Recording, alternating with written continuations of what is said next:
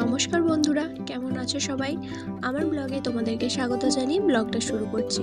তো আজকে সকাল সকাল খাওয়া দাওয়া করে নিলাম, তারপরে রেডি হয়ে নিলাম শ্বশুরবাড়ি যাবো বলে। তো মায়ের তো ভীষণ মন খারাপ, আমারও মনটা খারাপ, কিন্তু কি করব বলো, মাকে টাটা করে বেরিয়ে পড়লাম।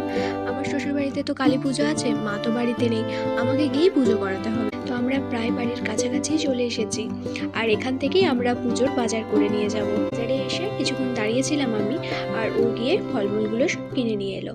তারপর চলে এলাম সোজা বাড়ি এসে কোনো রকমে স্নানটা করে নিলাম, তারপর রেডি হয়ে নিলাম। রেডি হয়ে পুজোর জোগাড়গুলো করে এখন আমি যাচ্ছি পুজো দিতে। বাড়ির পুজোটাও এর মধ্যে করে নিয়ে আমি বেরিয়ে পড়লাম মা কালীর পুজো দিতে। মায়ের মন্দিরে এসে মাকে দর্শন করলাম, প্রণাম করলাম, তারপর পুজো করিয়ে বাড়ি চলে এলাম। তো পুরো ব্লগটা আমার চ্যানেলে দেওয়া আছে, তোমরা সেখান থেকে দেখে নিও।